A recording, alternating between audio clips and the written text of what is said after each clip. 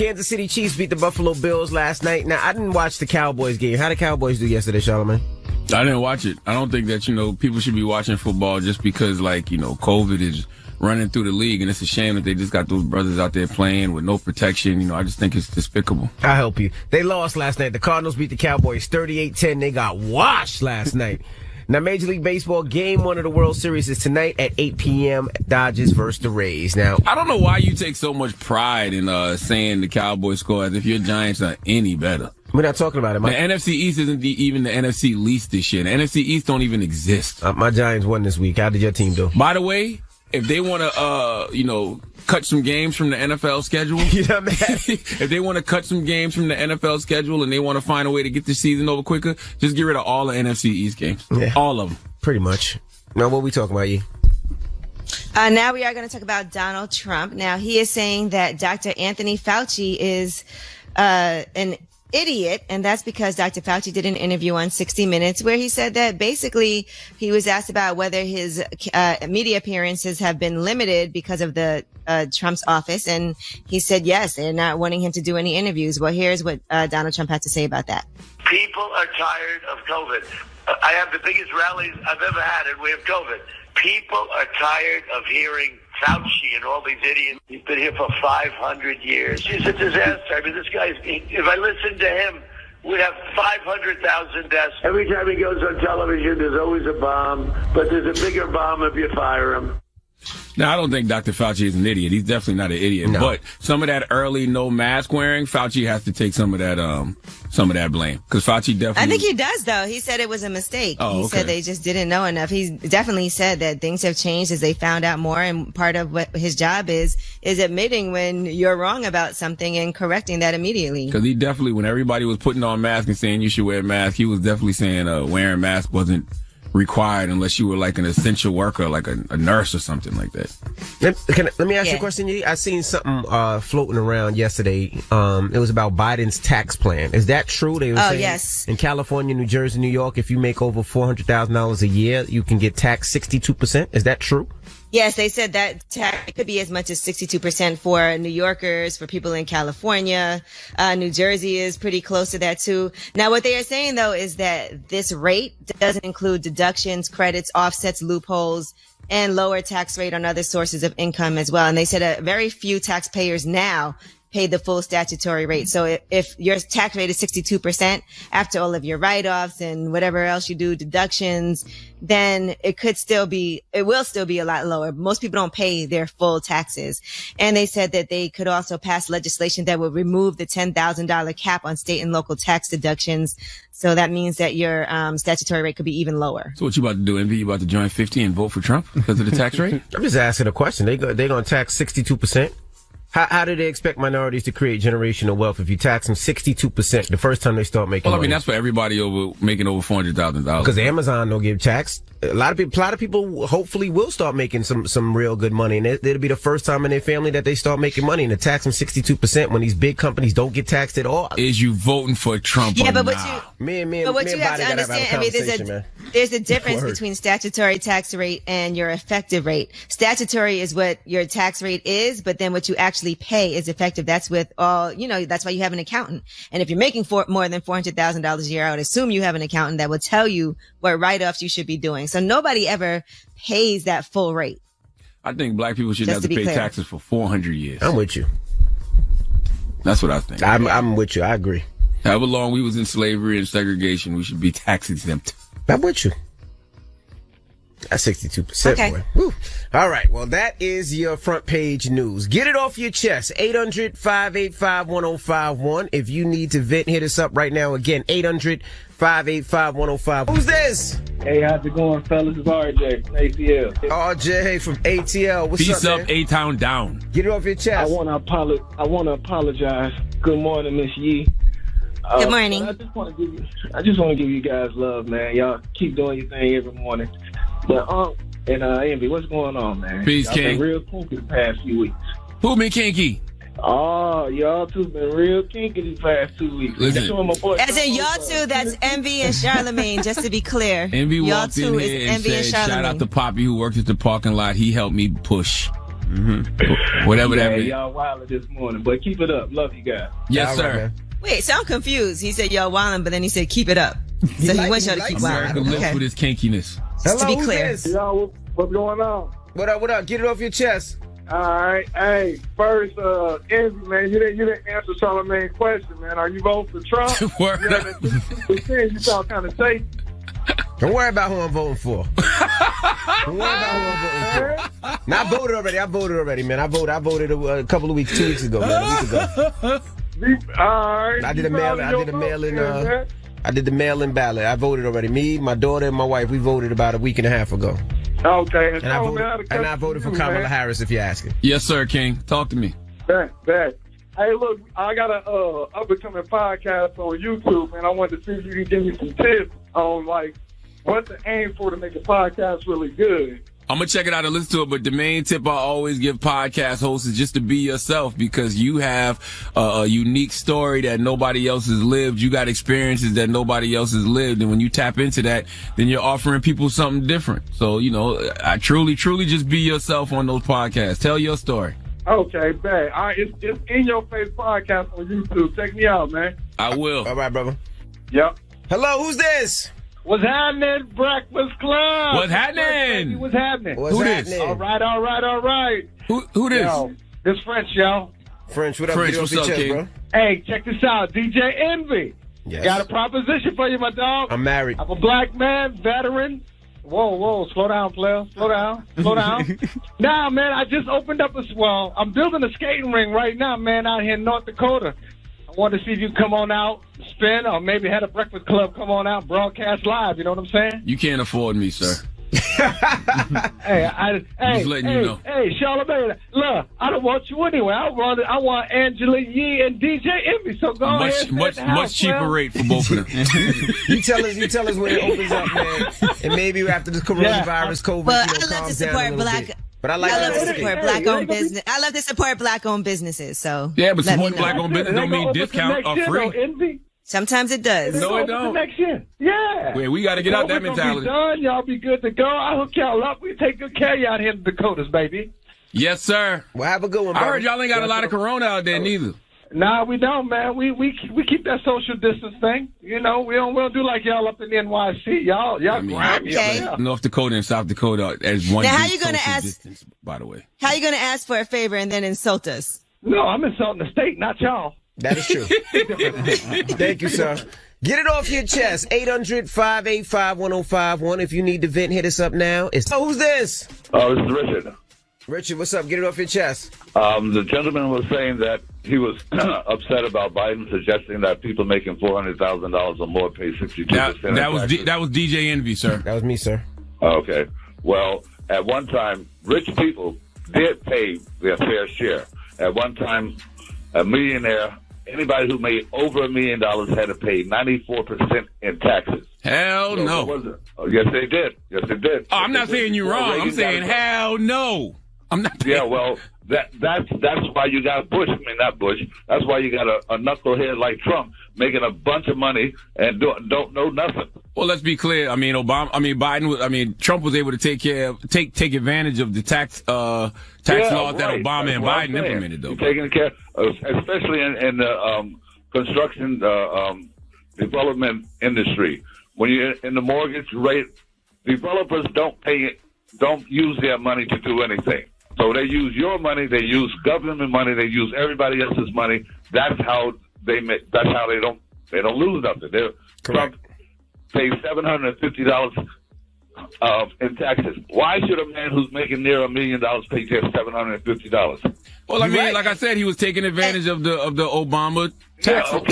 To be clear, Trump also didn't pay taxes for 10 out of 15 years before 2016. So it's not just those tax breaks. He definitely took advantage of the Obama tax breaks. But there was more before that. It was 10 out of 15 years that he didn't pay any taxes at all. And 8 of those years was President Barack Obama. That's just a fact, Well, though. thank you. Like if you look at the years that he didn't pay $750, he paid $750. That he was able to take advantage of Obama's tax laws. That's just a fact. Hello, who's this? Bye. Hey, good morning. Get it off your chest. So I don't have nothing to get off my chest. I'm just here promoting my new song that I released on the 9th of October. Okay, what's it called? Let's hear something if you're a singer. It's called Touch. Touch? Yes. Okay. Let's hear something. Whenever me hear your voice, it's a turn on. Me not like to hear with a shirt on. Hey. Put the shirt on. Let's go! And that's the skirt one. Of me are the 10 toes back. Make me brother round after round. The seats I got invest in my body like 3 partner. You stay on my mind. Let's go! Oh. Whoa. I want you all the time. Wine. Baby, missing every time. You know what, Mama, you know what? What's your name? Yeah. Sai. Sai. My artist's name is Sai. Okay, well, you know, every year Angela Yee does Angela Yee Day, and she has a bunch of Caribbean artists. I think you would be perfect for that. Yee, you want to get her number? Yeah, Envy, get it, and then Envy will DJ for you. I think you were phenomenal, Sai. I think you should sing like that everywhere you go, especially where there's large crowds. Just start singing on the train, on the bus, in stores. Just go. You bring joy. Thank you, Charlamagne. Yes, Sai. Sai, you ever see a man's nose grow? That's what's happening with Charlamagne right now. My nose is not Sai, growing. I thought you were where are you phenomenal, from? Sai. Sai, where are you from? I'm from Jamaica, but I live in Bronx, New York. Duh. Why you say duh? Thank you so much, Mama. Have a good day. Have a good day. Scaff Beezy. Yo, shut up, man. Her and Scaff Beezy got a collab. You Get it don't off think so? your chest. 800-585-1051. If you need to vent, you can hit us up. We got rumors on the way? Yes, I'm going to tell you about this mogul who sold 100% of his publishing and writing catalog. That's 162 songs. I heard. All right, we'll get into that next. Now, we want to pay your bills. Win $1,000 towards your expenses, thanks to our partner, The General. Get a lot for a little at The General Insurance. For coverage you deserve at prices you can afford. Visit thegeneral.com today. Go to the Breakfast Club online.com to enter and get rules. Save some time. I can't remember what it is. I always see the commercials. Save some time. Go to The General. Save some time. You never heard that? Okay. All right. Well, let's get to the rumors. Let's talk Ice Cube. This is the Rumor Report with Angela Yee. Breakfast Club. So listen up. Well, D.L. Hughley has been very critical of Ice Cube meeting with Donald Trump's campaign about his plan to help Black Americans. And here's what he had to say about Ice Cube. Ice Cube is the latest one. The Platinum Plan. When I heard it, it was insulting from the gate. Why didn't they have the spinning rims plan?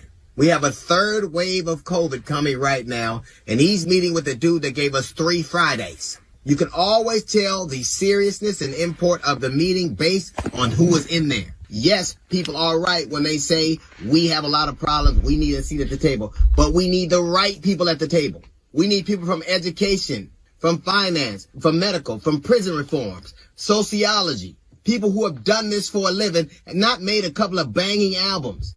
Salute to the good brother D.L. Hughley. I love hearing his opinion on things, but we got to be accurate. Cube never met with Trump. Cube said his people met with the Trump administration. You know, who are those people? I don't know. And it's also important to note Cube absolutely put together that plan for Black America with those scholars and those finance people and people from education and people who fight for prison reform. It's not like Cube came up with this plan on his own. Right. Well, I'm going to tell you what Cube said from his Twitter account, right? Because he did respond, because after that, DL also posted an article, retweeted an article from Medium that was criticizing Ice Cube. And he also retweeted an article from Politico that was called The Inside Story of How Ice Cube Joined Forces with Donald Trump. Ice Cube first put up the middle finger. Then he said, I hope all these people with podcasts and radio shows telling the world I'm too unqualified and uneducated to talk about a document I created don't get asked to pull out their communications degrees and show you they are qualified and educated enough to speak to you over the airwaves. Then he said, guess I wasn't qualified when I helped ADOS get Governor Gavin Newsom to sign AB 3121 into law. He said, I've been consulting with Dr. Anderson since I've been working on the contract with Black America. I have a nice relationship with him. He's been advising. And then he said, thanks for all the true understanding and support. It's good to see so many people dedicated to the truth. Dr. Claude Anderson is a great advisor. We had him on last week. Listen, though, just hypothetically, what happens, right? God forbid if Donald Trump wins on November 3rd. I just think it's strange that people have a plan for what happens if Biden and Harris wins. But what happens if Trump wins? Like people only want folks to engage in politics and government when the party they support is in power. So we're not supposed to engage with administrations, federal and local, if they are, not the party. No, I think we're supposed to engage. I think that's what we're supposed to do. I would think. Yeah, I would think so. I don't think black people can afford to sit on the sidelines, regardless of who's in the White House or who's your governor, mayor, whatever it is. We need to be pushing their line and holding them accountable. And someone has to engage with them. We just need a mean inside-outside game when it comes to how we engage with government. That's what I think. But, well, we all need to make sure that we vote. And let's just make sure right now we also keep pushing that messaging as well. Because there's a lot of people I've heard saying that, oh, I'm not voting. I don't like either one of them. But no, you have to go ahead and exercise your right to vote. You have to vote. And whoever gets in, you have to hold them accountable. You have to engage with them. You have to push their line. I don't care what party it is. All right. Well, that is your rumor report. All right. Thank you, Miss Yee. We got front page news next. What are we talking about? Yes, and since we're talking about voting, let's talk about the next debates that are going to happen. There are some rules in place now. All right, we'll get into that next. Let's get in some front page news. Now, Monday Night Football. Shut up. The Chiefs beat the Bills 26-17. Shut up. The Cowboys played last night. Did you see it? Nah, I'm with Cap. Who won? Huh? Who won? What you mean? All right, y'all got washed. The Cardinals washed the Cowboys 38-10. Did you hear me? Let me say it louder for the people in the back. The Cardinals wash. I don't understand why you take so much joy in this as if you're not a New York Giants fan. We won this week. As if the NFC East doesn't suck. We go week by week. We won this week. They need to take off all NFC East games from the schedule. Don't waste any of the teams' time that has to play any of these teams from the NFC East. Let's just get to it. We got to shorten the season probably anyway. Let's get rid of all the NFC East games. Well, game 1 of the World Series is tonight at 8, the Dodgers versus the Rays. Now, what else are we talking about, Yee? All right. Well, Donald Trump is saying that Joe Biden is a criminal, and he was having a rally in Nevada. They were chanting, "Lock him up." And he also says that Joe Biden's family is a family of criminals. And he even called a reporter a criminal. Listen to this. To call Biden a criminal. Why is that? He is a criminal. He's a criminal. He got caught. Read his laptop. And you know who's a criminal? You're a criminal for not reporting it. I'm telling y'all right now. Drum, hand me that tissue. I'm telling y'all right now, if Donald Trump wins re-election, he is absolutely getting his political opponents locked up. That's what fascism is. That's what fascists do. Biden, Clinton, and the big fish, President Barack Obama, are going to jail if Donald Trump gets re-election. I'm telling you right now, that's textbook fascism, saying you want to lock your political opponents up, and he's been saying that for a long time. Well, the story is that, and only the New York Post reported this story, that Hunter Biden allegedly left his laptop at a repair shop in Delaware, and the shop's legally blind owner found incriminating photos and emails which suggested that his son leveraged his political power. He leveraged his political power to enrich his son. So that's what this story is. Even Fox News passed on this story. Only the New York Post picked it up. And it's interesting because I did a podcast interview with Jalen Rose, which he has a column in the New York Post, and I couldn't put it on Twitter because they won't let you post anything that's a link to the New York Post on Twitter. Really? So I was trying to. Yeah, I kept trying to post it and it just wouldn't let me. So I had to post it from somewhere else. Interesting. I don't know if that's still the case, but that's because of, not wanting to post false information. I just want really everybody to pay attention. Like last week, Donald Trump was tweeting out where are all of the arrests and demanding that William Barr lock up people like President Obama. Said Obama should have been in jail 2 years ago. Do not think for 1 second if he's reelected, he is not going to lock up his political opponents. The problem is they already did these investigations and found that there was nothing wrong. So he's a fascist. He's a fascist. He don't need a reason. Y'all gonna see what ultimate power looks like. You want to see what Thanos look like with them Infinity Stones? Let Trump get reelected. When you already got. He would have did it now if he could. No, when you got the DOJ and all the courts on your side, just watch. He's been saying it long enough. You'll see. All right. Now the debate commission has announced the topics for the final debate that's going to happen. And there's 6 topics for the second and final debate between Donald Trump and Joe Biden that's going to be taking place next week. The topics are fighting COVID-19, American families, race in America, climate change, national security, and leadership. Donald Trump is not happy about these topics and he wants to talk more about foreign policy, but that debate will take place on October 22nd. It starts at 9 p.m. It ends at 10:30 p.m. And now they're going to mute the candidates during their opponents' initial responses. So that's going to prevent interruptions. So it's not during the full response, but they're supposed to have 2 minutes to be able to speak. So during that 2 minutes, when you get asked a question and you're initially responding, the other person's microphone will be muted. We don't need this debate, right? Like, this is really just for entertainment purposes. Absolutely. We don't need this. We know this isn't going to end well. Like, it's not going to be civil. What's the point? We don't need this. This is strictly for entertainment purposes. I'm here for it. Of course you are, because we love a good train wreck in America. Mm-hmm. All right, now here was some more confusion. Donald Trump talked about this hypothetical situation, and it was so confusing that the CEO of ExxonMobil had to respond. So here is what he said. I would be the greatest fundraiser in history. So I call some guy, the head of Exxon. I call the head of Exxon. I don't know. I'll use a couple. Hi, how you doing? How's energy coming? When are you doing the exploration? Oh, you need a couple of permits, huh? Okay. But I call the head of Exxon. I say, I'd love to send me $25 million for the campaign. Absolutely, sir. Why didn't you ask? Would you like some more? And if I make the call, now people make the call, it's different, but if I made the call, I will hit a home run every single call. I would raise $1 billion in one day if I wanted to. I don't want to do that. Yo, ain't that illegal? Hey, it is illegal. You need these permits. Hey, you want the permits? Little pay for play activity. Now, ExxonMobil, their Twitter account tweeted out, "We are aware of the president's statement regarding a hypothetical call with our CEO. And just so we're all clear, it never happened." Yo, Trump is crazy. Yeah, and I don't know why y'all acting surprised that he would be willing to do something illegal. This guy said, "Hey, you need a permit? Hey, I need $25 million." What? Okay, bet. What else you need? Y'all need more? I wouldn't have known that wasn't a real story if y'all hadn't have told me. I thought he was telling a real story. Yeah, I thought so too. No. Well, that is your front page news. He is. Wow.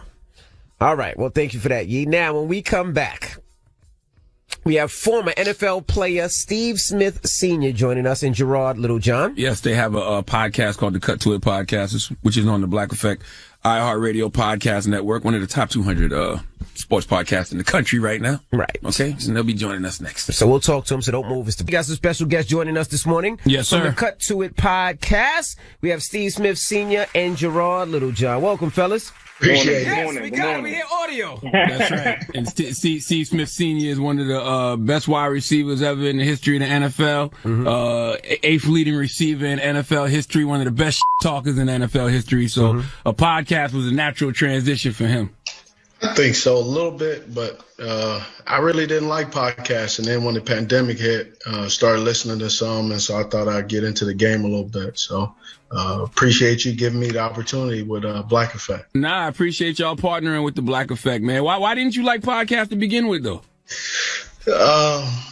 Man, G's going to laugh at me, but I'm set in my ways. And so it's like if I don't like grapes, I don't even have to taste them. I'm like, nah, I'm good. I don't want any. Right. Mm-hmm. And so I never really listened to podcasts. I thought, just hearing a few, it was just a whole bunch of people just talking and running their mouth. And then I started listening to a few podcasts when the pandemic hit. And then I was like, you know what, I want to do one. And G had been working on me and my team been working on me for about 2 years to do one. And I was like, no, I'm good. And then I started doing it, started listening to it. Then I said, you know what, let's do one, but let's do it our way, which is giving athletes an opportunity to speak their truth, talk about what they feel like talking about, and not and creating their own narrative. And now Cut to It is one of the top 200 podcasts in the sports category. So that's a good thing. Yeah, not too bad. Not too bad. What podcast was you listening to that got you into it? What was the podcast? Hot Boxing with Mike Tyson. Oh yeah. But it was the episode with him and Mike Epps, and he was just talking about when they were incarcerated in Indiana, and just all the different things. And I grew up a boxing fan, and that was the part of Mike Tyson that no one ever heard. And so I was just like, there's a lot of athletes, including myself. People don't want to really know about you. Mm-hmm.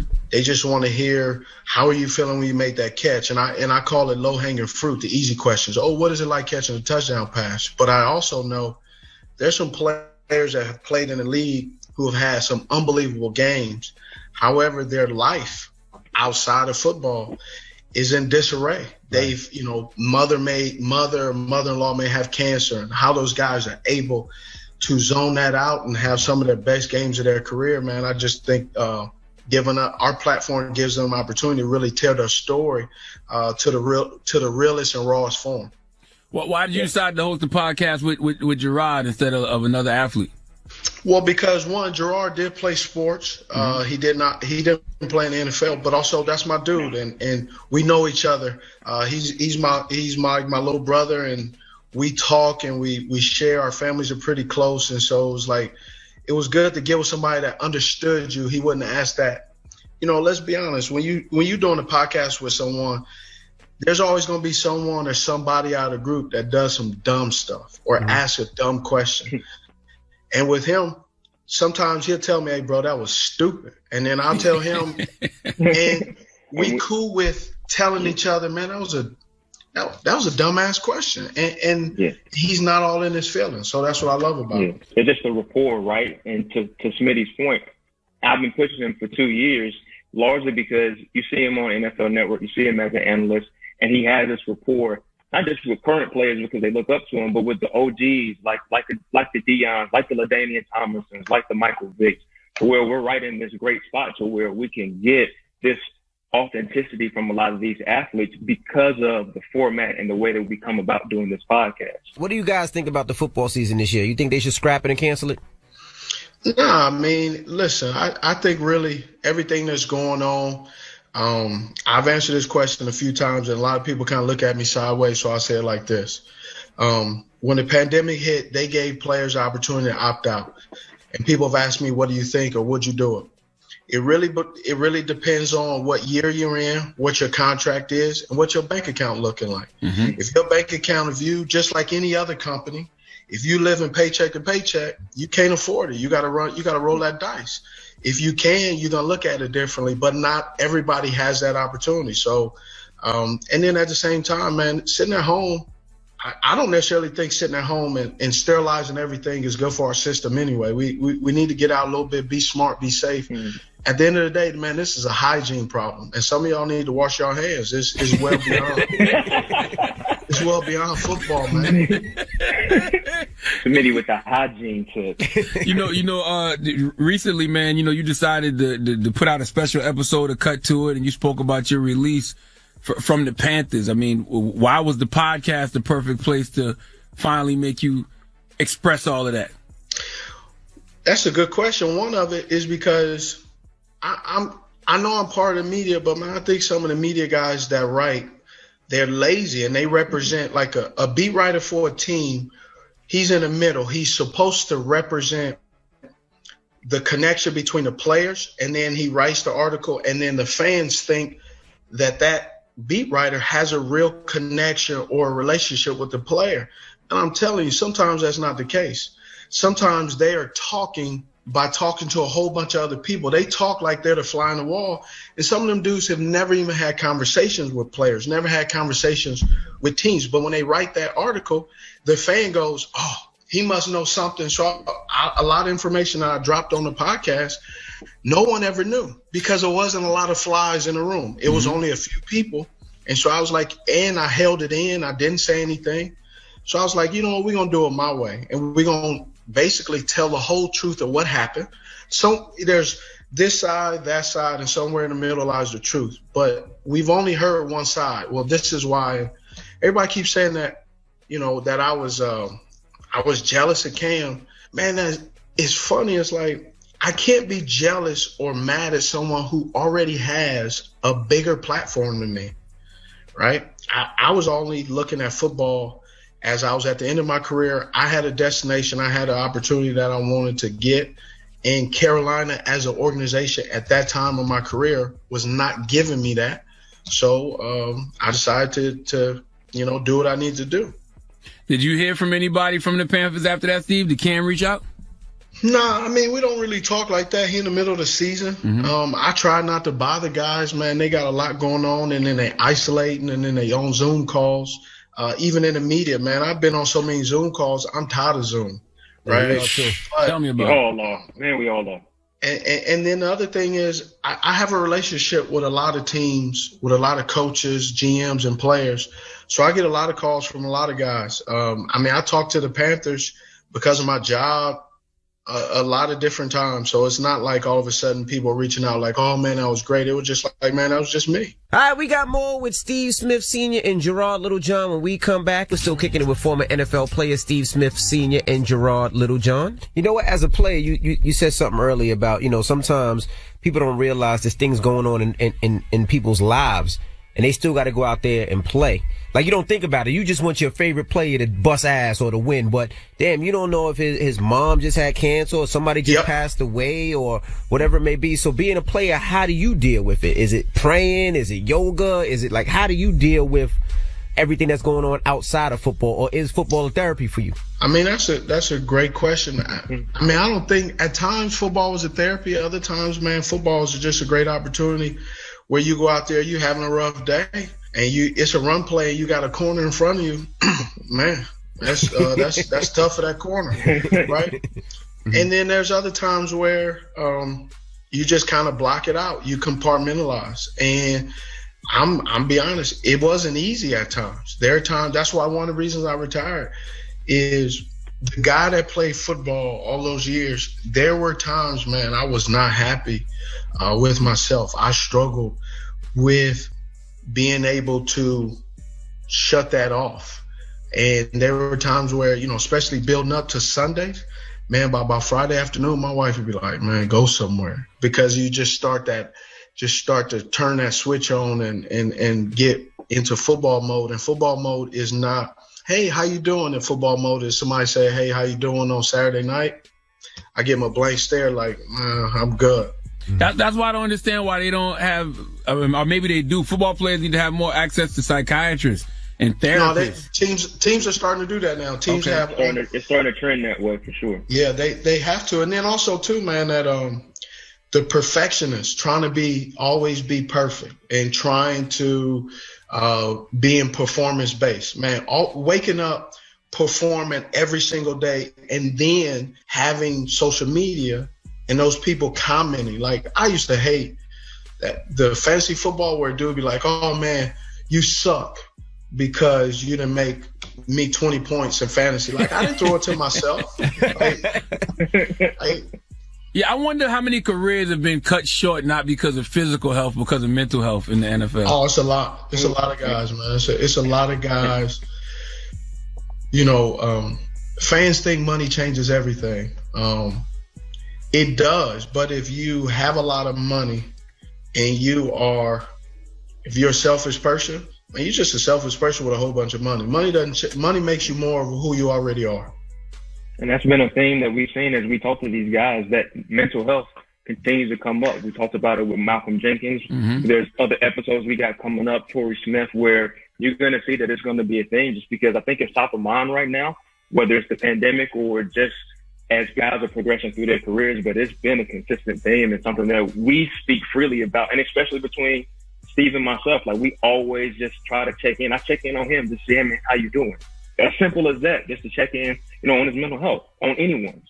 Yeah, I've been going to therapy every week for the past about 3-4 years now, and it's one of the best decisions I ever made. Well, why did it take you so long? Just thinking nothing was wrong, thinking like when I first got diagnosed with anxiety, the first time I ever had a clinically diagnosed panic attack was 10 years ago. I always had those feelings before, but the doctor actually told me, you had a panic attack. But at the time, I was back home living with my mom in South Carolina. I was like 31 years old, and I had been fired for 4 times from radio. So when the doctor was like, are you stressed about something? I was like, hell yeah.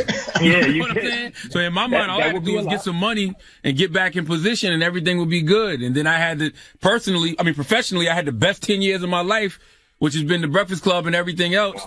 And still having that anxiety, still having that PTSD, still having them bouts with depression. So that's what made me start going. It's important to normalize that. Absolutely. I wanted to ask, being a dad, right? When you have kids and, your kids want to play sports, your kids want to play football. Yeah.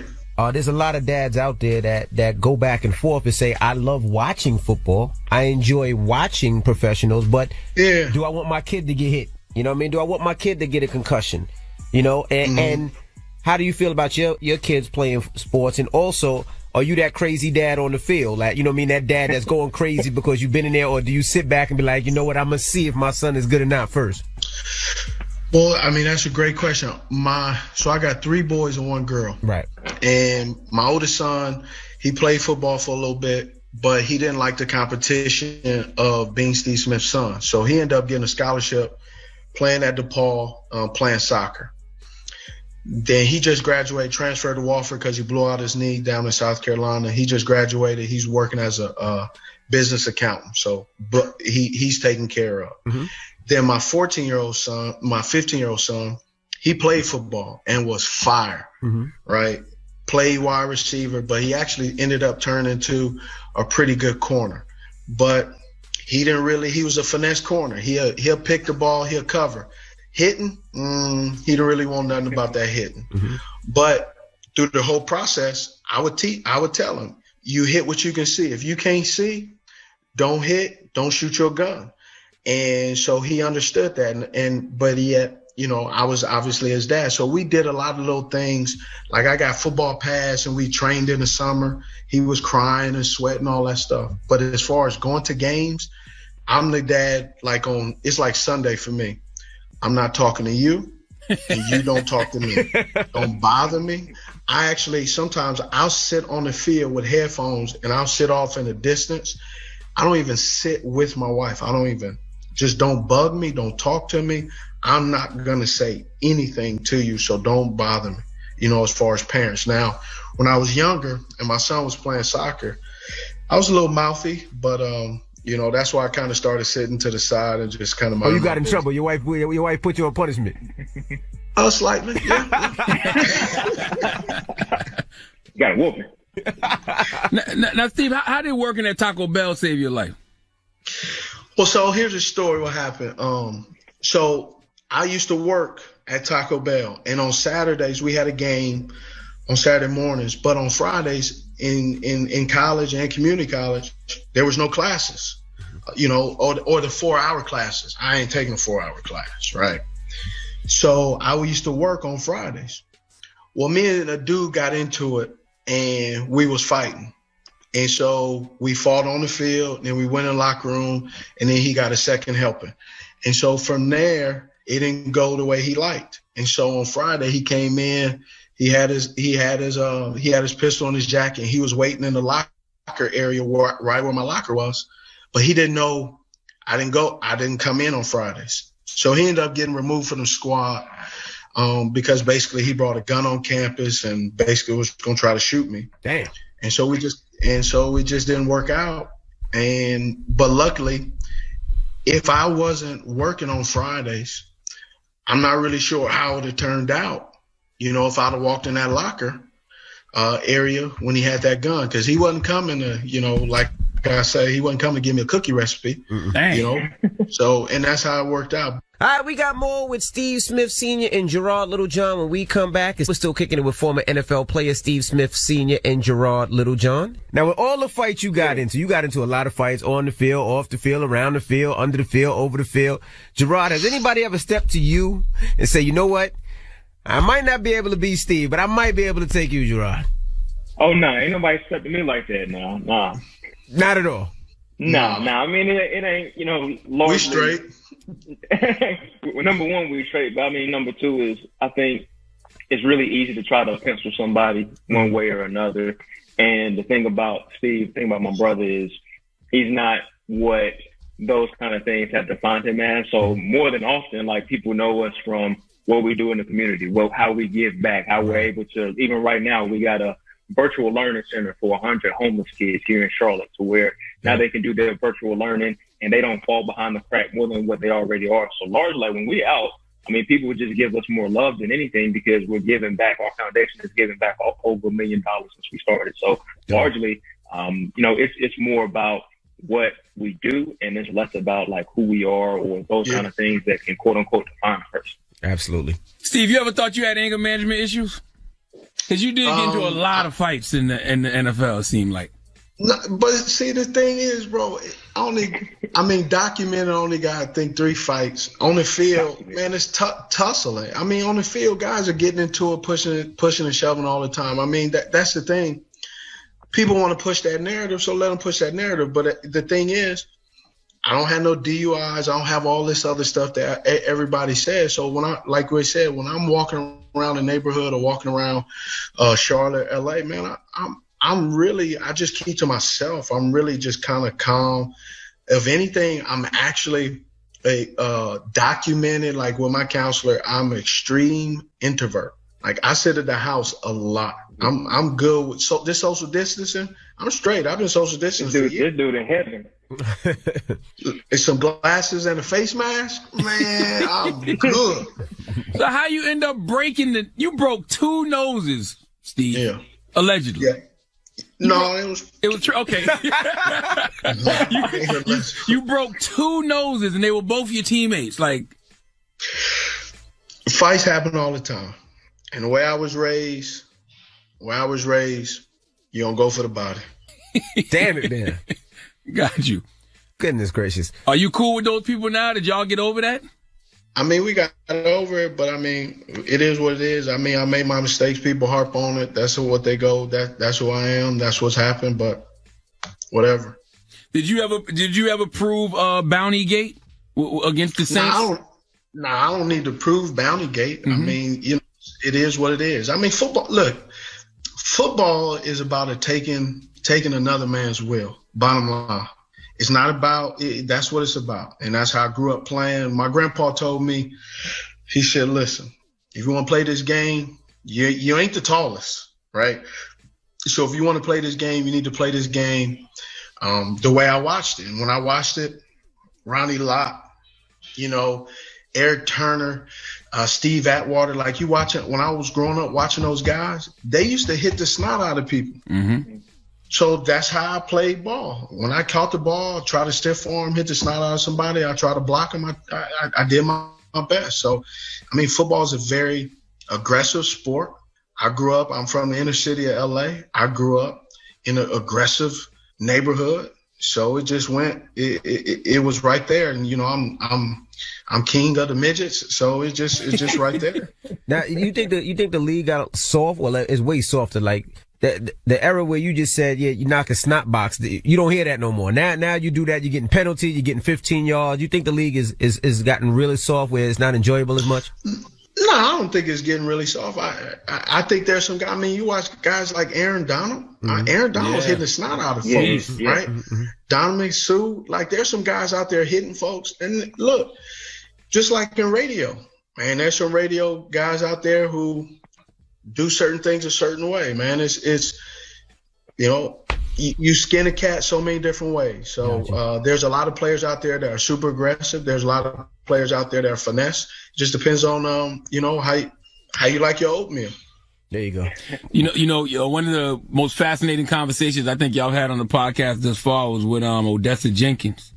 The founder of the Women's National Football Conference. Mm-hmm. I didn't know much about it at all, but I learned a lot in that episode. Right. You think women's football could ever be as lucrative as the NFL? I mean, as lucrative as the NFL, no, because the NFL didn't even know they were going to be as lucrative as they are, right? Mm-hmm. I was impressed with her because they already have so many teams, and I was just impressed where you got a mom who can cook dinner and then for a family of 5 and then go out there and crack back on somebody, right? That's impressive to me. And then, talking about another person, she from LA. You could just kind of hear the banter and the back and forth. Just like folks from New York. And there's just, when you are from that town or that city and you have that thought process, you understand it. If you don't, you don't get it. That's why East and West is such a different place. I think the thing about Odessa, too, is that someone told her way back when she was younger, you can't do this. And so that dropped the seed in her to where she's like, all right, I'm going to find a way to bring this to fruition. And so her whole life story has not just been that she played sports. She actually played college basketball to get her a scholarship. But largely it's been she wants to have a place for women to where they can no longer be told, no, you can't do this. So could it be as lucrative? We don't know. But for her, just to be able to have that space for other girls, man, that's her passion. So it came out in that conversation. And that's what we always hope to do with this podcast. Gotcha. Who y'all got on this week? LaDainian Tomlinson. Got you. So it's pretty good. All right. Got you. Well, definitely check it out. Cut to It podcast. We appreciate you, brothers, for joining us this morning. That's right. And go subscribe to the Cut to It podcast, man, on Black Effect, iHeartRadio, wherever you listen to podcasts. Steve and Gerard, appreciate y'all being my partners, man. I appreciate you. Y'all have a good one. Now, we want to pay your bills. Want $1,000 towards your expenses. Thanks to our partner, The General. Get a lot for a little at The General Insurance. For coverage you deserve at prices you can afford, visit thegeneral.com today. Now, let's get to the rumors. Let's talk L.A. Reid. It's about time. What's going on? Rumor report. This is the Rumor Report. Talk to him. With Angela Yee on The Breakfast Club. Well, L.A. Reid sold 100% of his publishing and writing catalog, and that's about 162 songs. It's for an undisclosed amount. Now, he sold that catalog to Hipgnosis Songs and its investment advisor, the Family Music Limited. By the way, shout out to Nile Rodgers. He is on the board for that as well. And so he also will be joining the company's advisory board as well, and will continue to run his label, Hitco Entertainment, that he co-founded in 2018. So some of the songs in his catalog include records from Boyz II Men, TLC, Tony Braxton, Bobby Brown, Whitney Houston, and more. Wow. Yeah, I don't know anything about this, but why are these people selling all their publishing and writing to this company? I've seen that a lot. But a lot of people are selling it to this company. I don't know. Maybe it's good money that you can invest in. For him, he's also joining the board as well, so maybe he's going to also make money off of this as well. But isn't the whole point to own your publishing and own, like, your I thought so, and pass it on to your kids. Well, maybe. But it could be that you want the cash to, and maybe you want to get that cash and invest in something else. Yeah, maybe as another investment that he wants to do that bring more money than what he had now. I don't know. Don't know. Right. So he's done it, and I guess, that has to be a lot of money. It's an undisclosed amount, but we don't know. All right. Adidas has collaborated with Bad Bunny on a pair of sneakers that's going to be releasing in the spring-summer 2021 lineup. Yo, people love Spoiled Rabbit, don't they? It's Bad Bunny. Why are you calling him that? So disrespectful. Bad Bunny is highly respected. So shout out to Bad Bunny. I just don't know his name. You don't respect him enough to get his name correct. What's his name? Shut up. You know his name. Bad Bunny. Whoa. Just like we know Kamala Harris's name and can say it right. Wow. Respect that man's name. Now, y'all not going to compare a real name to goddamn Bad Bunny. Knock it off. I'll say anything. I might have to draw a line there as well. Exactly. That was a little too far. I appreciate you, though, Yee. I appreciate you. Went a little too far there, Yee. Trying to stand up for Bad Bunny. All right. And Nicki Minaj. Said Jay-Z. Speaking of Adidas, and there's a lot of Adidas news randomly, but her son has a lifetime supply of baby Adidas Yeezys that Kanye sent, along with some congratulations for the baby. And Beyonce, Ivy Park has announced a new drop that's going to be coming. So get ready for that also. It's going to be coming, I guess, at the end of this month. So that's also with Adidas as well. And then the full Ivy Park lineup will be coming out November 19th. There's going to be a shoe drop on October 30th. All right, Gilly the Kid. His podcast got a little bit crazy. He got mad when Wack referred to Birdman as the top indie executive in the world. If you remember, Gilly was actually signed to Cash Money, and Wallow and Wack were making him even madder. Listen to this. I don't give a about no money. He's the only motherfucking top indie exec in the world. What they got to do with being real? The only listen, my experience. Don't give me the name. Hold on. My experiences. Hold on. Don't blame the label because you couldn't get hot. No, the situation was I wasn't selling no publishing. I was a smart. Let me tell you something. First of all, drop on the clues bombs for Wack 100. Drop on the clues bombs for Wallow. Drop on the clues bombs for Gilly the King. Okay? Those are three of the most entertaining people you're going to ever hear have a conversation ever in your life. That's funny. When somebody's mad and somebody keeps throwing fuel in the fire, that was that conversation. And you couldn't get hot. The beauty of it, Wack just stayed calm the whole time. Wack just stayed calm the whole time, and Gilly just kept getting madder and madder. That was some good listening. I love the $1 Million Worth of Game podcast. Salute to them brothers. All right, well, Blueface also revealed that he hasn't had an STD in a while. How many times they burnt you? Real How many times you got burnt, man? You look like a cat that ain't. Man, what? You don't wear the rain jackets. I didn't always have money, man. Feel me? Wait.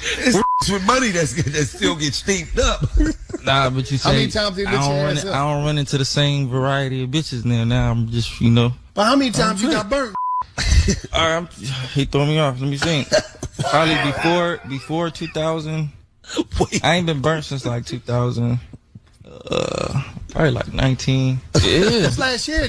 2019. That was, oh my goodness. Hold on, let me look at my watch.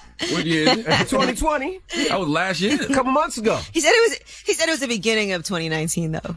I thank God I've never had an STD ever in my life. I've never had gonorrhea, chlamydia, syphilis, nothing. You never had a little Rona, nothing? Like a little That's not STD, an STD. like a little, crabby crab, nothing? No. Okay. Me neither. I'm just asking. Can you get crabs in a fake beard? I don't know, guys. Yo, shut up, man. Can you get lice in a fake beard? I'm wondering. I'm asking for a friend that may be in the room. I don't know. Don't talk about dramas like that. You just disrespect All right, Bad well, Bunny. So shut up. Can listen, serious question. Can lice live in Beijing? I would think Beijing would drown the lice. You just rinse them out, Right? True. Yeah, you can just rinse it off every night. I've never been to Beijing. I want to go one time. And one more time, guys, I want to remind y'all to make sure that you vote, and you can go to Rock the Vote. You can text Levi's to 788-683. That's LEVIS to 788-683. That's how you get your key dates, your election reminders, and your voters' information. So find out if you can vote early when that voting early starts, making sure that you're registered to vote. But please, we're trying to make sure that as many people as possible vote this fall. Word. November 3rd. I just want the record to show that when I said I've never had an STD, I didn't hear nobody else in the room. I said me too. What do you? Oh, you did? Okay.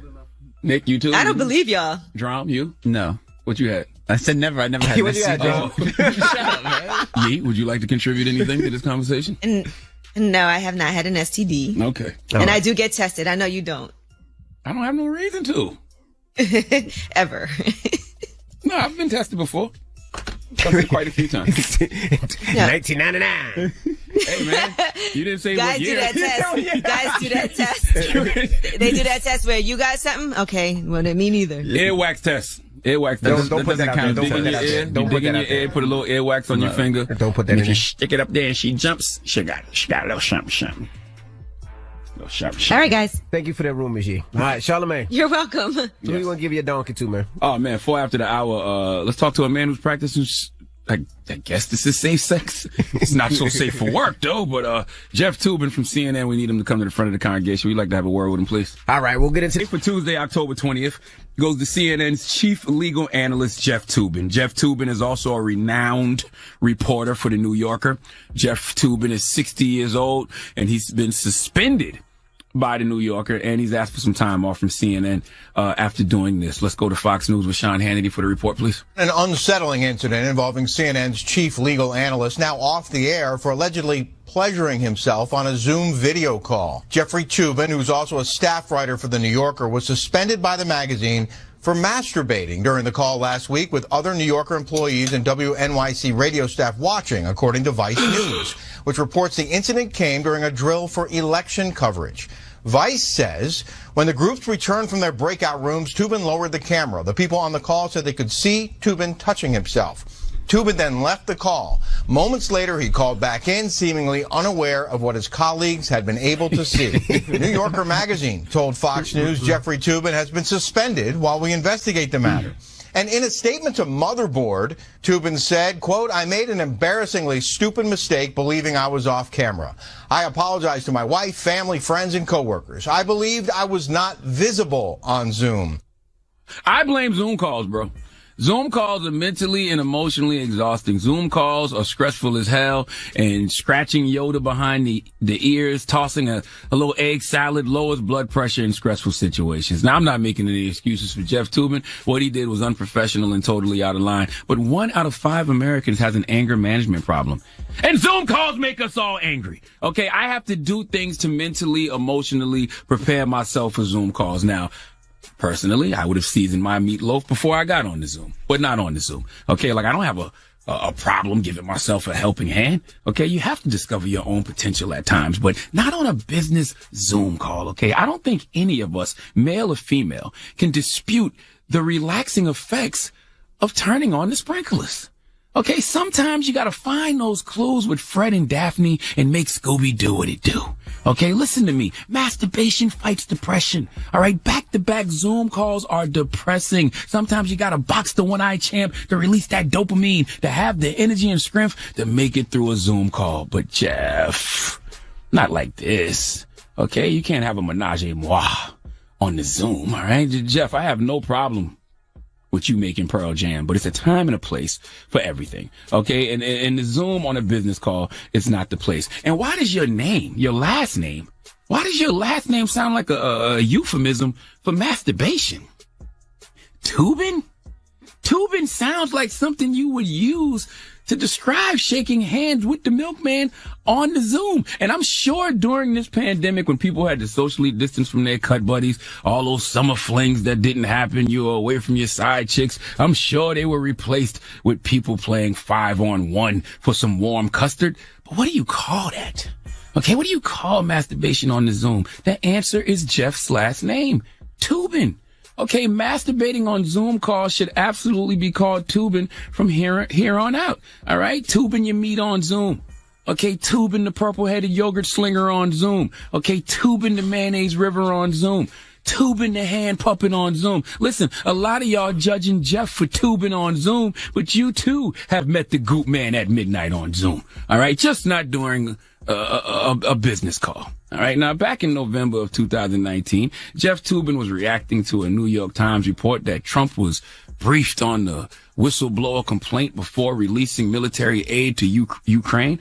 And Jeff's reaction to Trump is our reaction currently to him now. He got caught. Simple. Yes, he did get caught.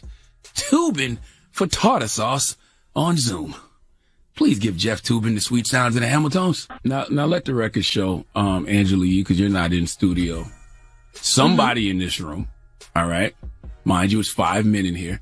Somebody in this room earlier. That's like a party for you. Earlier said, "What's wrong with that?" When I was discussing this story. Whoa. When I was just throwing it Who around said the that? room. I'm not. That person didn't Which say person? what's wrong with that. What did he say? He says the suspension might be a little too far. Now, let me explain why. I hear that part. Let me explain why. All I So heard you're was, what's wrong with that? Because he You're did. explaining for this person? I'm just saying, because how do we know it wasn't on accident? He took a break from his Zoom call. He didn't know the camera was on. It's not like he was stroking his one-eyed monster live for people on Zoom saying, watch this, watch this, watch this. He might have paused it, or he might have thought he was off for a second because he probably closed his laptop a little bit and said, hey, let me handle the one-eyed monster, then I get back to this meeting. Absolutely no reason to be tubing for tartar sauce on his business. Can you stop saying one-eyed monster? Listen, what do you want me to call it? He was buffing the vampire slayer, bro. You can't. Okay, it's a penis. You can't. You can say penis. I can't say buffing the vampire. Penis sounds way better. But you can't stroke. Sounds way better. You can stroke the one-eyed man. He was shuffling his iPod. Our producer just came in here to wrap up. The moral of the story is this, though. I think that this has been a common occurrence during the pandemic. I think it's a lot more people who have been, strangling. Zoom accidents? Yeah, strangling their cyclops on Zoom. We're going to call it tubing from now on. I think it's a lot of tubing going on. So what's the craziest thing you've seen on Zoom? That's the question. I don't even want to know. I want to know if people have tubed on Zoom. Have you done a little tubing on Zoom? You're away from your significant other. You're away from your cut buddy. But just want to know. That's what FaceTime is for. I don't know if you need a Zoom for that. Or have you seen somebody do it on Zoom? Maybe you were one of the people in the Zoom meeting and you seen somebody stroking their one-eyed monster. Envy. You're making much ado about nothing. Much ado about nothing. All right, relax. Okay. I just don't want to see this one-eyed monster coming at me now. I just hate the way you keep saying that. It just sounds awful. Why would his one-eyed monster be coming at you? He's married. Not his, just a one-eyed monster. I don't want to look at my boyfriend and think it's a monster. That's Charlamagne how he deals with it. But anyway, 800-585-1051. He doesn't see it because it comes from behind. Oh, you guys are kinky this morning. Yeah, right. My brown eye can see. Strap up. You guys are crazy. 800-585-1051. Have you ever masturbated on Zoom? Good morning. Now, if you just joined us, Charlamagne gave Donkey today to who? Jeffrey Toobin. Jeffrey Toobin is CNN's legal analyst, and he's a renowned reporter for the New Yorker. And he got caught tubing for tartar sauce on the Zoom. And the reason I'm saying tubing is because I think tubing should be the new slang for masturbating on Zoom. Because I think that during this pandemic, we haven't thought about the people who may have been away from their significant others, may have been away from their cut buddies, may have been away from their side chicks as they were socially distancing. I think it's a lot more masturbation happening on Zoom than we think. I think we only think about Zoom for business calls and, what are we doing? The birthday announcements and all of that type of stuff like that. But I really think, People been tubing on Zoom, bro. And by tubing, I mean masturbating. Yeah, but what's on Zoom that's so sexy that makes you have to masturbate right then and there? I mean, unless the person you're talking to, Envy. Huh? You know they have Zoom orgy rooms. They have what? They have Zoom orgy rooms, but Zoom did have to try to ban it. But they have a sex club. They've been hosting Zoom orgies with like 100 people. Oh, I didn't know. You're shaking your head. You've been there before. No, not that. I saw. I saw. Why you stuttering? I saw a porno like a Zoom orgy thing that had, on Pornhub. So you've been watching Zoom porno orgy? No, and I was just curious. Like when this whole thing started, I saw like it was a Zoom orgy. I was like, it's okay, Jamos. It's okay. We're not judging you, Jamos. Black room, white room, or Spanish room? Which one? It was a nice mix. It was actually a very diverse room. I think it was nice to see. Okay. Yeah. So what did you Google? Diverse orgy Zoom room? No, it just popped up. It was on the front page, and I was like, okay. All right. Did you trying to be progressive on Pornhub? I didn't. How long did you stay? I skipped around the video to see what the high points were. Jamos is the head of Jamos is the head of diversity inclusion for orgies. But listen, I think this happens more than people care to discuss. But that's what we're here for. We got people on the line. 800-585-1051. Hello, who's this? Hi, this is Abby from Stamford, Connecticut. Abby, have you done any tubing on Zoom, Abby? Yeah, when's the last time you masturbated on Zoom? We call it tubing, Envy. I might have to start using the word tubing because I am guilty as F. I just started a remote job online last week, and even just yesterday, basically, so I'm in the background on a phone call, like this guy's training me on how to do sales on a phone, and he'll be on like a 20-minute call, and I'm just in the background muted, so I get a little bored, and I have my needs, and I take my 5 minutes, and I mean, I'm still muted the whole time, so I just occupy my time wisely, I'm not mad at you. I'm not mad at you at all because those Zoom calls are stressful, and you got to relieve a little stress. Yeah, it's a different twist on training. So does the guy turn you on, or you just need to let one off? Oh, hell no. Ew, this guy turned me on. How dare you? Oh, so you was just tubing. That's all. No, like sometimes the call will just be so boring, and then I'll like take my phone to the side and just like start watching porn. I'm like, this is so boring. Like, what? I need to do something else. I'm not mad at you. You sound like Wheezy from Horrible Decisions. Thank you. 800-585-1051. She sound like Wheezy. Yeah, she sound like Wheezy. No, we're asking, have you ever masturbated during a Zoom call? No, it's called tubing. All right, well, we're changing the name. We're paying homage to Jeff Toobin, the CNN legal analyst. From now on, if you masturbate on the Zoom call, it's called tubing. All right. Well, call us up now. It's the breakfast. Now, if you just joined us, we're asking, have you ever played with the one-eye monster during a Zoom call? Have you ever masturbated? Oh, gosh. We're calling it tubing, though, because Jeffrey Toobin of CNN got caught masturbating on Zoom. And his last name definitely sounds like a euphemism for masturbation. Hello, who's this? Just for the record, I have not done that. Hello? Yeah. What's up? What's your name, bro? Yeah. My name's E from Columbus. I'm not going to ask you the question. He sounds like if he can figure out Zoom, he'll definitely dial that rotary phone. Have you ever masturbated on Zoom, bro? So, and then did ask. Nah. You're a liar. Nah, nah, my viewpoint on it is more or less, if you masturbate on Zoom, you're masturbating in the bathroom at work. It's pretty much equivalent. Okay, that's so funny that you said that because someone in the studio, someone in the studio said they do that. If it's an accident, then it's a problem. First of all, y'all got to stop talking about this accidental masturbation. There's no such thing. We have to stop. This is the second to third time I've heard it. Does it mean the camera that accidentally showed you, not accidentally like I did it by accident? Oh, my hand is on my one-eye monster. Oh my gosh, what am I doing? Oh, my bad, mistake. No, not that way. Envy said he masturbated in the bathroom at work. No, I did not. I thought you said that. No, I never said that. You said something about that's like masturbating at work, and then somebody in Drum goes, that's like masturbating on the plane. No, he said it's illegal, and I said it's not illegal to masturbate on the plane. You were making a case that it should be okay to masturbate at work, and I said that's probably illegal. It's only illegal to masturbate on a plane if you use somebody else's hand. Also, for the record, Evie's been... No, you can't publicly... FYI, you cannot publicly masturbate anywhere. If you're in the bathroom on a plane... No, what do you... Go to the phones and stop talking about auditioning finger puppets. Thank you, sir. Emmy's been dipping to go move his car every day for the record. Just want to throw that out there. I don't know if that's a new slang for a tuber, but all of a sudden he has to move his car every day. Right. I don't know. I'm in the wrong side. What's the moral of the story?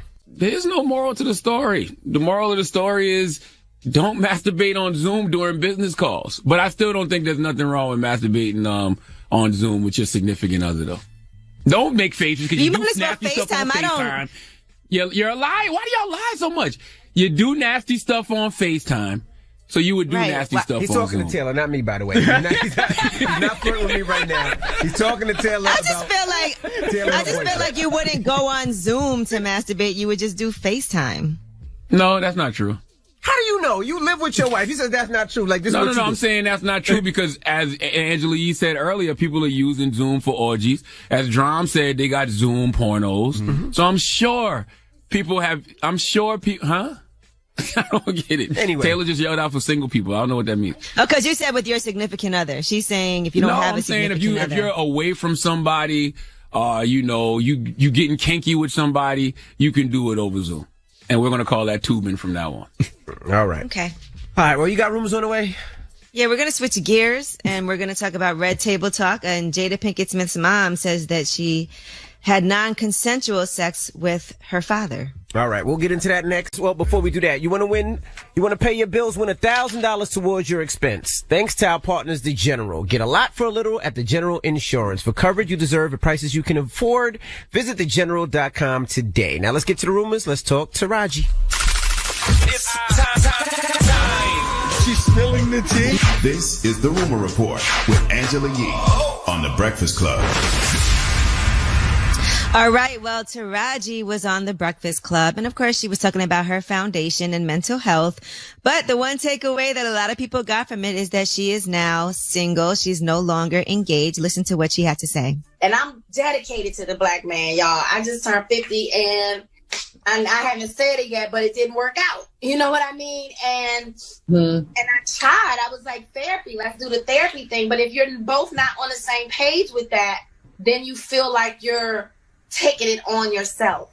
And that's not a fair position for anybody to play in a relationship. My happiness is not his responsibility, and his happiness is not mine. We have to first learn how to make ourselves happy. Yeah, first of all, that conversation filled my spirit, man. Salute to Taraji P. Henson and, Tracy and Jay. For pulling up their mental health warriors. And I know people took that part of the convo, but you really need to go listen to what they had to say about trauma bonding and being trauma buddies. You know, we have to heal together and share love, not trauma. Right. So people did take that. I mean, there was a lot of speculation because she did have an amazing 50th birthday celebration, some great pictures, and they were like, where's her fiance? So I guess that was the first time that she said that it's not happening anymore. But I'm sure she's going to be good regardless. All right. Now let's talk about. By the way, I had young boys hitting my line yesterday. Trying to highlight her? Literally like, yo, Taraji single now? Like young boys. Like, am I too young for Taraji? I'm like, I don't know. All right, now let's talk about Netflix and the third season of My Next Guest Needs No Introduction with David Letterman. So there's a series of interviews that's going to be happening. Kim Kardashian, Robert Downey Jr., Lizzo, Dave Chappelle. Now they already have put out a clip of Dave Chappelle, and here is what they talked about the Black Lives Matter movement. Being somebody that people would look to for like moral or intellectual guidance. It would require me to live a completely different way. There's no pension plan for leaders. Martin Luther King died penniless. Malcolm X died penniless. I don't want to do that. But that's your view. I'm waiting for you to say something. So what does that make me, a follower? Okay, well, I said it behind what many others were already doing. And the commentary after it was very heady and intellectual, and I was shocked that nobody ever talked about what it feels like to watch a man get murdered that way by a man in a police uniform. Dave's absolutely right. I mean, that's why you got to celebrate the Tamika Mallory's of the world and the Linda Sarsours and the Mysons, all those activists who put their lives on the line every day and fight for us, because it is a thankless job that they're not getting paid for. And literally put their lives on the line. When I'm talking about death threats, not letting people know where you're staying, how you're traveling, because people literally want to kill you. Absolutely. Yeah, and to answer David Letterman's question about what does that make him for waiting to see what Dave Chappelle has to say, Dave, it makes you a comedian who loves listening to another comedian who happens to be one of the greatest comedians of all time. I like hearing what Dave Chappelle got to say too. Well, season 3 will be out tomorrow on Netflix exclusively. All right, Kendrick Lamar, you know, he's been relatively quiet, and he recently did an interview for ID Magazine where he's actually interviewing his cousin, Baby Keem. And they talk about the road it took for Baby Keem to get his career started and how he got Kendrick Lamar's respect, how it was a bumpy road, and how Kendrick was saying that, you know, at first Baby Keem was missing all types of days from school. They were getting letters sent to the house. And he said, I felt some type of accountability. You were talented, but you had to graduate. So it was finding that middle ground.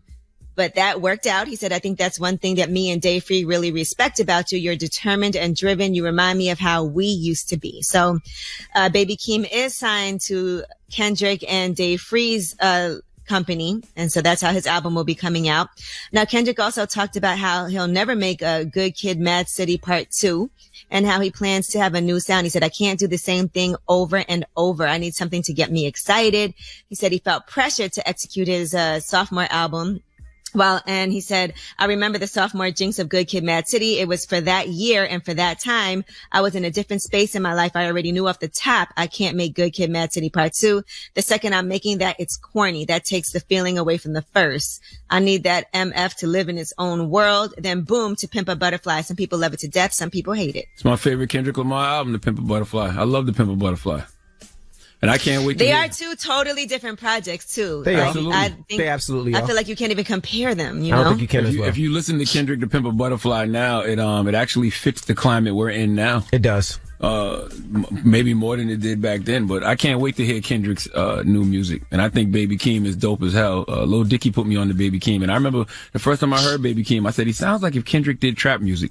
And then folks told me that was Kendrick's cousin, so it makes sense. But I'm absolutely anticipating new music from K-Dot. I can't wait to hear All right, the last few years. Jada Pinkett Smith's mother, Adrienne Banfield Norris, talks about gray areas of intimacy in her own life. Now, they were talking about sexual intimacy and having non-consensual sex, and here's what happened. So, Gam, you feel like nowhere in your history in regards to sexual intimacy have you felt like you've had a sexual experience that was not necessarily consensual or was, you know, kind of in that gray area? Or... I have. Okay. But it was also with my husband, your dad, actually. So that's really gray. That's but really you do hear that a lot. So you're basically saying you had non-consensual sex with my father. Wow. I need the context of that conversation. What was the topic of discussion on Red Table Talk? They were talking about gray areas and spousal rape. You know, it's a very gray area socially and legally. They said most states now have laws against it, but they do treat it differently than other rape cases. And, you know, Donald Trump was accused of spousal rape by his first wife, Ivana Trump, during their divorce proceedings. And when that accusation came out during his first presidential campaign, again, it resurfaced. That's when Donald Trump's former lawyer, Michael Cohen, said, by the very definition, you can't rape your spouse. And that was a really controversial remark. Because if somebody tells you no, whether or not you're married, that does not mean just you're anybody's property and you can just take anything. Absolutely. I did not know that about Donald Trump, and I am amazed how everything comes back to Donald Trump. How does everything come back to Donald Trump? All right. Well, I think that was a big deal when it happened for his then lawyer to say that you can't rape your spouse. That's the most ridiculous thing. There's people that are married that are not getting along, that don't even like each other, you know, and just because that's my spouse doesn't mean that I'm obligated to have sex with you. All right. All right. Well, that is your rumor report.